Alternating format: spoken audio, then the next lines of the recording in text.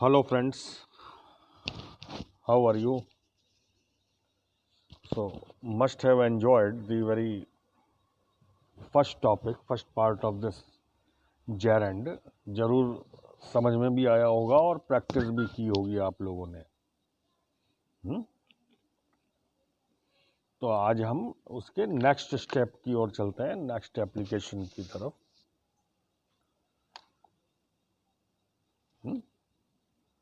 आजकल टीवी पे एक सीरियल देखते हो तुम, भाभी जी घर पर हैं, देखते हो तो उसमें जो भाभी जी हैं वो गलत शब्द बोलती हैं, गलत प्रोनाउंसिएशन करती हैं, मिस प्रोनाउंसिएशन और एक अलग रेफरेंस में। तो वो जो हैबिट है, वो जो यूज है गलत बोलना, वो क्या कहलाता है? मेलाप्रोपिज्म। Okay, the habit of मेलाप्रोपिज्म, suffering from मेलाप्रोपिज्म, tongue twisting to malapropism. Malaprop was a character like here in भाभी जी घर पर है। तो मैं रोजाना एक एक शब्द दूंगा आपको इंटरेस्टिंग, तो उनको भी आप नोट करना, वो वोकेबलरी बढ़ाएंगे आपकी। तो जो मेलाप्रॉप है, मेलाप्रॉप जो कैरेक्टर थी, दी राइवल्स एक सेंटिमेंटल कॉमेडी थी उस समय जो प्रचलन चला था मिड 17th सेंचुरी में। उसकी ये कैरेक्टर मेलाप्रॉप, तो गलत बोलती थी हमेशा इसी तरह से, और उसी से फिर ये जो है चीज़ किस यूज में आ गई, जो भी गलत इस तरह से प्रोनाउंस करने लगा उसको मेलाप्रॉप, मेलाप्रोपिज्म।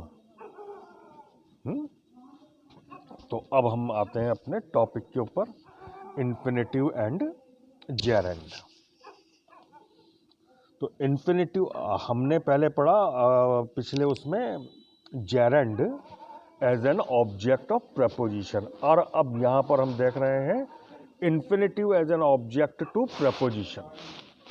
Very very important use with which you can convey your sentiment of pre-plan, mood of pre-decided program, etc. Infinitive as object to preposition denotes pre-plan, pre-decided program and events set to take place in near future। Okay, जो घटनाएं भविष्य की pre plan है, पहले से निर्धारित की हुई हैं आपने, प्री डिसाइडेड है, निश्चित की हुई हैं, नियोजित की हुई हैं, जो भविष्य में होने वाले कार्यक्रम हैं, उनको हम किससे कन्वे करेंगे? Infinitive as object to preposition. और यहां पर ये जो कॉन्सेप्ट है is conveyed with about to plus first form of the verb. हम क्या लगा देंगे? अबाउट क्या है? Is a preposition. इस अबाउट के बाद में क्या आ रहा है? टू इन्फिनेटिव, टू आ रहा है, टू प्लस फर्स्ट फॉर्म। तो ये जो टू प्लस फर्स्ट फॉर्म है, ये क्या हो गया आपका? Object to preposition. और ये ऑब्जेक्ट टू प्रपोजिशन इन्फिनेटिव क्या कन्वे करेगा? मूड को, किस बात को बताएगा? प्री प्लान इवेंट्स को, प्री डिसाइडेड प्रोग्राम को, पूर्व नियोजित कार्यक्रम। और मैं सिंपल सा, हम इसको यदि हिंदी में और मैं एक्सप्लेन करूं, तो जो सेंटेंस जिनके लास्ट में आता है हम बोलने पर, वाला है, वाली है, वाला था, वाली थी, वाले हैं, वो सारे के सारे सेंटेंस हिंदी के क्या बताते हैं? आपके pre plan, pre decided programme को बताते हैं। और उनके लिए हम किसका यूज करेंगे? इस अबाउट टू इन्फिनेटिव का, to infinitive as preposition, as an object of preposition. इसके एग्जाम्पल्स देख लें हम। Exams are about to start from September 25th, 2020।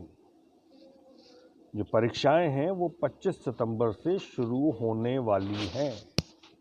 Set है कार्यक्रम, होने वाली है। राइट। तो अब आपका जो हेड वर्ड है, सब्जेक्ट है, हेड वर्ड वो यदि सिंगुलर है तो आप इज लगाएं, प्लूरल है तो आर लगाएं, आई है तो एम लगाएं, पास्ट में यदि वो चीज़ है तो आप क्या लगाएं, वॉज और वर लगाएं। अभी आएंगे एग्जाम्पल और। She is about to reach here today evening. She is about to reach here. To reach here is your infinitive. She is about to reach here today evening. वह आज शाम को यहां आने वाली है। सेट है कार्यक्रम। I was about to call him today morning. मैं आज सुबह उसे फोन करने वाला था। कहते हैं आई है सब्जेक्ट, वॉज आ गया। I was about to call him today morning. The students were about to leave the class when I entered in. जब मैं क्लास में गया तो जो बच्चे हैं वो क्लास छोड़ने वाले थे, जाने वाले थे वहां से।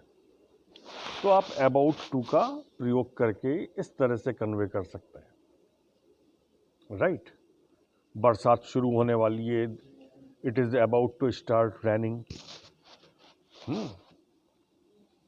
टीवी पर पिक्चर शुरू होने वाली है, movie is about to start on TV. अंधेरा होने वाला है, it is about to turn dark, it is about to get dark. Simple. अब यहां पर मैं एक चीज और नोट कराऊंगा आपको, जो ठीक है अगला आपको वेरिएशन देता है सेंटेंस में, वो है कि द सेंटेंस और कॉन्सेप्ट ऑफ प्री प्लान और pre decided programme can also be conveyed with present continuous tense and past continuous tense with going to freeze। क्या कि जो ये हम पूर्व नियोजित कार्यक्रम है, पूर्व निर्धारित कार्यक्रम है भविष्य के, उनको हम प्रेजेंट कंटिन्यूस टेंस यानी कि कंटिन्यूस टेंस के साथ में हम गोइंग टू फ्रेज लगा करके, गोइंग टू जोड़ करके भी कन्वे कर सकते हैं। यानी कि जो आपने अबाउट टू से सेंटेंस बोल रहे हैं आप, उनको आप कैसे बोल सकते हैं, कंटिन्यूस टेंस का प्रयोग करके गोइंग टू लगा करके भी हम बोल सकते हैं।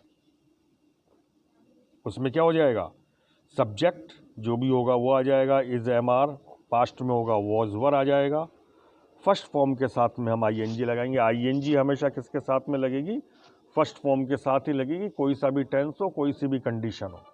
यानी हम सेकंड फॉर्म के साथ में आईएनजी लगा दें, नहीं। तो इसमें the exams are going to start from September 25th। इसको हम प्योरली कंटिन्यूस टेंस में भी कह सकते हैं, जिसमें गोइंग टू का यूज नहीं करें। Exams are starting from September 24th, 25th are starting. It is going to rain heavily as the sky is cloudy. It is going to rain heavily as the sky is cloudy. तेज बरसात होने वाली है क्योंकि आकाश में बादल हैं। Mummy was going to thrash me when I instantly told the truth. Mummy मुझे पीटने ही वाली थी, तभी मैंने वो तो सच्चाई बता दी, सत्यता बता दी। ये जो सेंटेंसेज हैं, इनको आप अबाउट टू के साथ भी कह सकते हैं और गोइंग टू का प्रयोग करके भी कह सकते हैं।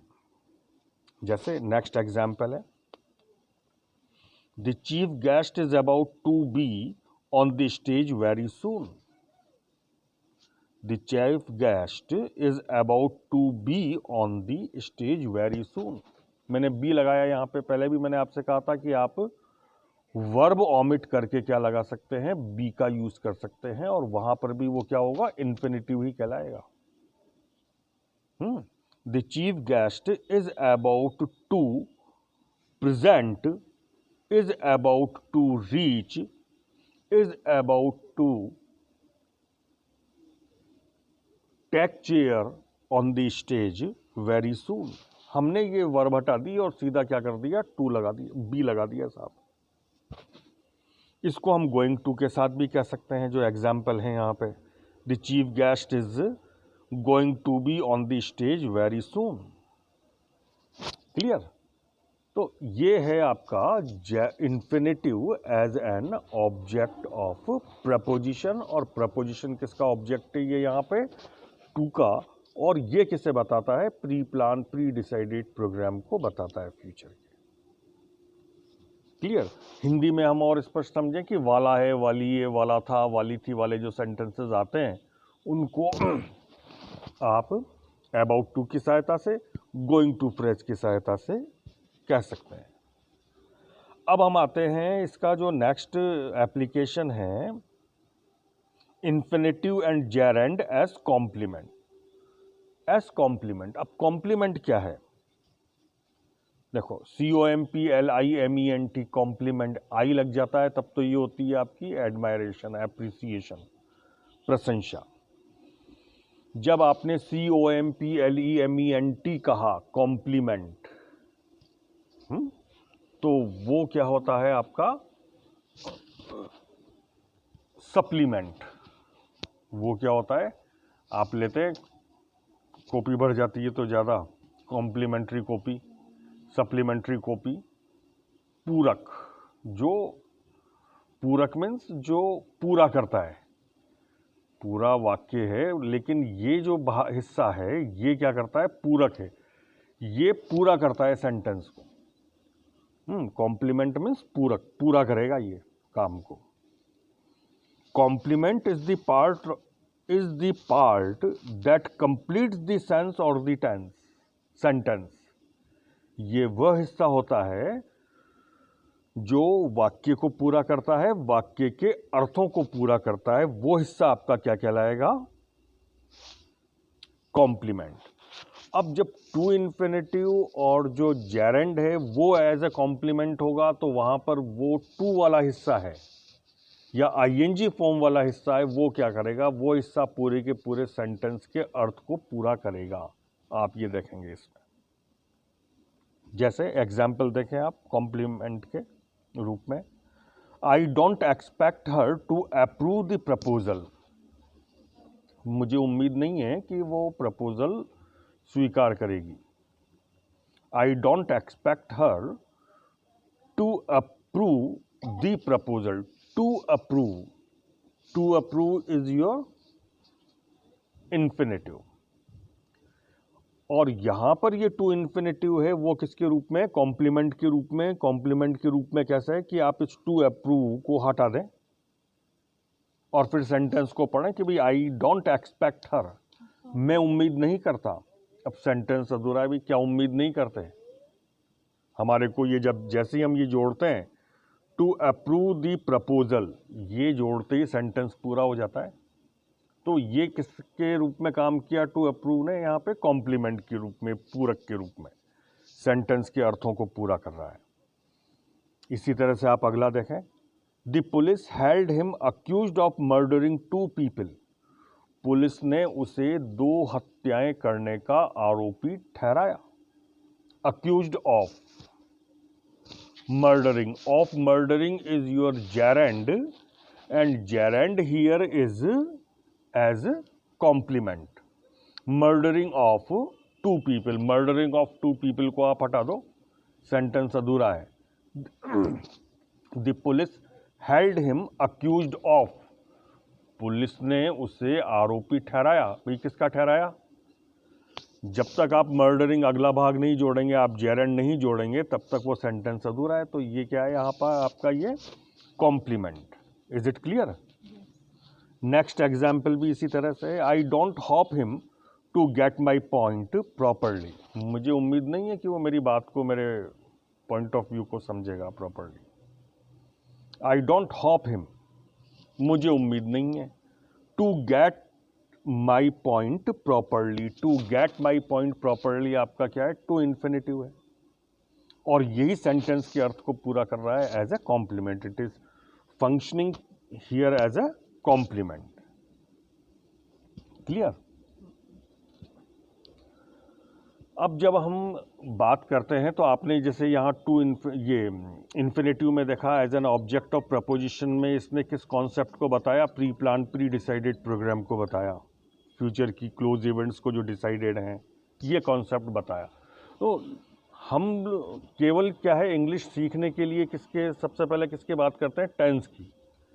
भाई टेंस तो है ही सही, लेकिन टेंस के साथ में बहुत सारी चीज़ें हैं जो आपके 70% कम्युनिकेशन को, एक्सप्रेशन को लैंग्वेज के पूरा कर सकती हैं।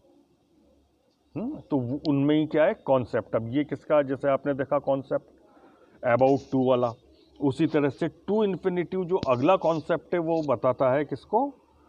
To infinitive denoting order, intention, determination, necessity, certainty with helping verbs. आप हेल्पिंग वर्ब्स के साथ में ये टू इन्फिनेटिव लगा दें तो वो जो सेंटेंस है किसके कॉन्सेप्ट को, किसके विचार को, किसके भाव को बताएगा? ऑर्डर के, आदेश के, इंटेंशन के, इरादे के, डिटर्मिनेशन, संकल्प के, नेसेसिटी, आवश्यकता के, सर्टेनिटी, और किसके? निश्चितता के। भी निश्चित ही है ये तो, है ना, with the helping verb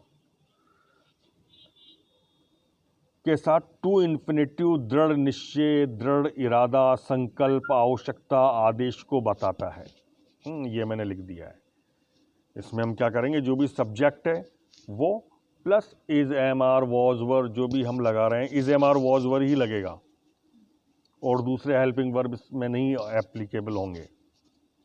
is, am, are, was, were लगाया हमने, प्लस टू इन्फिनेटिव, और ये टू जोड़ना जो वर्ब है ये किसको डिनोट करेगा? आपके कमांड को, इंटेंशन को, डिटर्मिनेशन को, नेसेसिटी को, सर्टेनिटी को, इनको समझना ये। और परीक्षा में, आपके एग्जाम में इनमें कॉन्सेप्ट पूछे जाते हैं, है ना, कॉन्सेप्ट पूछे जाते हैं। पीजी क्लास में पूछे जाते हैं। जब एमए का आप यदि पेपर देखेंगे तो कॉन्सेप्ट है उसमें एक अलग से ही टॉपिक। तो जो कॉन्सेप्ट है वो आपके मनोभाव को बताते हैं, मेंटल स्टेटस को, सेंटिमेंट, इमोशन लेवल को बताते हैं। देखें आप इसमें एग्जाम्पल देखें, जैसे all of you are to complete the job within 3 hours and to submit the same to the director. All of you are to complete the job within 3 hours and to submit the same to the director. आपको सबको ये अपना काम 3 घंटे के अंदर पूरा करना है, और पूरा करके जो डायरेक्टर हैं, निदेशक हैं, उनको सबमिट करना है, ये उनके सामने दे देना है, करना। हिंदी में जब मैं इस सेंटेंस की बात करूं तो ना है, नी है, ना था, नी थी, जिन भी सेंटेंस के लास्ट में इस तरह से आता है वो किसको बताते हैं? इंटेंशन को, डिटर्मिनेशन को, कमांड को, सर्टेनिटी को, नेसेसिटी को बताते हैं। मुझे तो जाना ही है। I am to go right now, I am to go right now, to go is your infinitive, जाना है। अब ये किसे बता रहा है? जो भी सुनेगा कि भाई ये तो अड़ा हुआ है जाने पर। मुझे तो इस मुद्दे पे बात करनी है, कुछ भी हो जाए। I am just to speak and talk to him on this issue, whatever is to happen, whatever is to happen, कुछ भी होना है चाहे। हम इसे आगे जो अगला एक कॉन्सेप्ट है, हैज टू, हैव टू और हैड टू, वो भी अपने आप में इन्फिनेटिव है।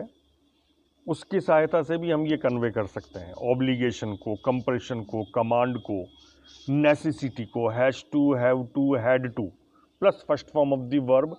ये जो स्ट्रक्चर है, ये स्ट्रक्चर भी किसको कन्वे करता है? Concept of obligation, command, right, जो आपके M2, H2, R2, was to, were to कर रहे हैं। अब मैंने इसका लिखा है अगला कि हम इस जो ऊपर वाला सेंटेंस है उसको हम ऐसे भी कह सकते हैं, the above sentence can also be stated with infinitive as complement. All of you are ordered to complete the job within 3 hours and to submit. All of you are ordered. There we have to use the word order. वहाँ पे हमें क्या use करना पड़ा? Order. और फिर ये हमने आपका इन्फिनेटिव और जेरेंट किस रूप में लिखा? कॉम्प्लीमेंट के रूप में लिखा। तो वेरिएशन, भाई एक ही नहीं, आप जब बोल रहे हैं लिख रहे हैं तो पहले से ये कभी सोच के, मैं क्या कहता हूँ, इंग्लिश टू इंग्लिश ही सोचो और इंग्लिश टू इंग्लिश ही कम्युनिकेट करें। तो जो चीज आपके पहले हिट कर जाए, सेंटिमेंट को, आइडिया को, just convey that idea, that sentiment with the same grammatical flow, language flow. जो आ जाए शब्द, मैं तो ये कहता हूँ जो हाथ में आ जाए, मुंह पे आ जाए, जबान पे आ जाए, उससे लिखना और बोलना शुरू करो, क्योंकि जो पहले आपके दिमाग में जबान पे टकराएगा वो कीवर्ड होगा निश्चित रूप से उस सेंटेंस का। Like next sentence, next example you can see, I am to be an IAS at any cost. I am to be an IAS at any cost. किसी भी कीमत पर मुझे तो एक IAS ही बनना है। मैंने फिर कहा कि भाई वर्ब को हमने ओमिट कर दिया और बी लगा दिया, ये यहां पर इन्फिनिटिव ही है। I am to become an IAS at any cost, ये वर्ब के साथ में हो गया। And now it is the feeling that I am about to reach my goal. And now it is the feeling that I am about to reach my goal. और अब मुझ में ऐसी भावना लग रही है, आ रही है कि जैसे मैं अपने उद्देश्य की ओर, अपने एम की ओर, अपने गोल की ओर पहुंचने वाला हूं, राइट, अबाउट टू रीच। यहां पे एक चीज आप ध्यान रखें, with to infinitive, be is generally used to omit the verb in simple sentence and with third form of verb in passive sentence construction। Passive, मैं जो वर्ब को ओमिट करने के लिए कहता हूं बी लगा दें आप, और जब आप बी के साथ में इस जगह पर वर्ब यूज कर रहे हैं तो वो वर्ब की निश्चित रूप से कौन सी फॉर्म होगी, फिर होगी तो थर्ड फॉर्म होगी, ओके, या फिर वो ING फॉर्म होगी सेंटेंस के अनुसार। लेकिन ये एज पर, और वो डिटेल में आगे की बात है, लेकिन अभी जो बेसिक है वो आप ये ध्यान रखें। Like next example is the same, I was to be in the meeting right now but unfortunately it is waiting time for me at the station to get a train. मुझे इस समय तो मीटिंग में होना चाहिए था, लेकिन दुर्भाग्य से इस समय वेटिंग टाइम चल रहा है और मैं इंतजार कर रहा हूं किसका, ट्रेन पकड़ने का स्टेशन पे। हिंदी में इतना कॉम्प्लेक्स बोला गया, लेकिन आपने सिंपल वर्ड्स को यूज, जैसे अब इसी जो हिंदी में मैं बोला उसी को आपको जब ट्रांसलेट करने के लिए कहा जाएगा तो आप क्या है, उलझ जाओगे। नहीं, वो उलझो मत, वर्ड टू वर्ड ट्रांसलेट करोगे तो उलझोगे। सेंटिमेंट को पकड़ो, आइडिया को पकड़ो, मेन एक्शन को पकड़ो, right. Next sentence, next example, अब ये फिलोसॉफिकल है थोड़ा सा। One is to leave the world sooner or later. One is to leave the world sooner or later. हर एक आदमी को एक न एक दिन तो जाना है, देर से जाएगा या वो लेटर जाएगा, जाना है उसे। So why to be in the state of tension, तो फिर टेंशन में क्यों रहा जाए भाई। Why to be in the state of tension, why to stay, मैंने फिर बी लगाया, हम स्टे लगा सकते हैं वर्ब यूज करें तो देखो सिंपल सा है, आपने एक फिलोसॉफिकल जो थॉट है वो आपने कन्वे कर दिया। One is to leave the world sooner or later, so why to be in the state of tension. Clear? The next example, like it is the order by the court that the convict is to live behind the bars for the 20 years. It is the order by the court that the convict is to live behind the bars for 20 years. ये न्यायालय के आदेश हैं कि जो convict है, सजा याफ्ता है, उसे 20 साल तक जेल की सलाखों के पीछे ही रहना होगा, उसे रहना है यहाँ पे, निश्चित है, ये सर्टन है, कोर्ट के आदेश हैं।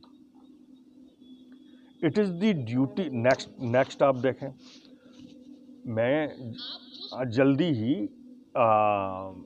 इट और देयर के ऊपर हम चर्चा करेंगे। इट जो कंस्ट्रक्शन है, देयर जो है, इनसे हम मैक्सिमम कम्युनिकेशन कर सकते हैं, और इट जो है वो मूड को बताता है आपके। तो इसी तरह का ये है कि यहाँ पे it is the duty of the children to serve the parents and to keep in mind that they are to reach in the same state one day.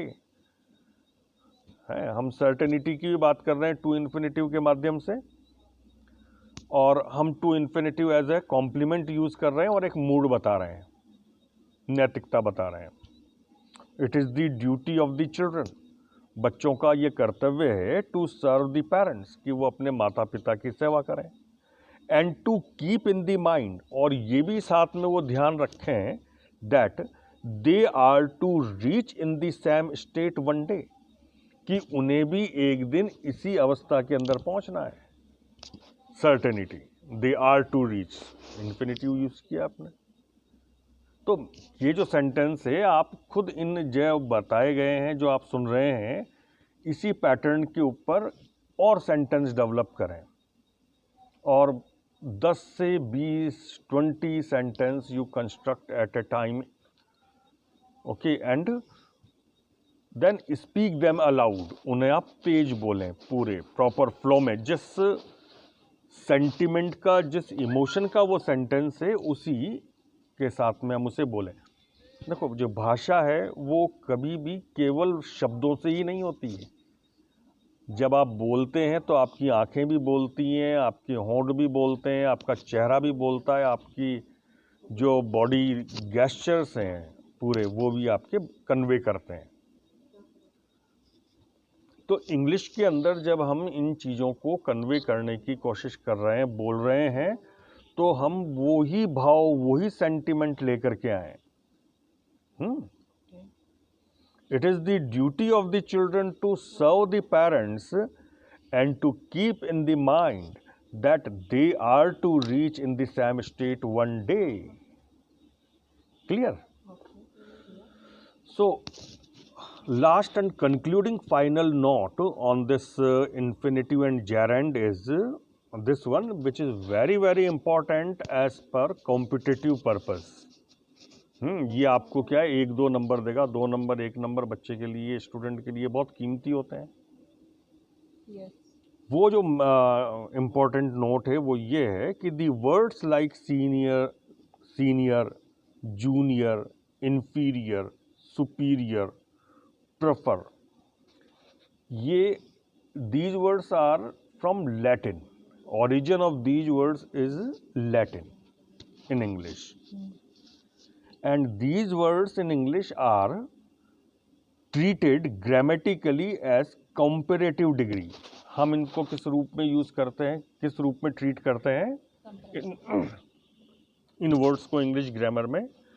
Comparative degree के रूप की तरह से।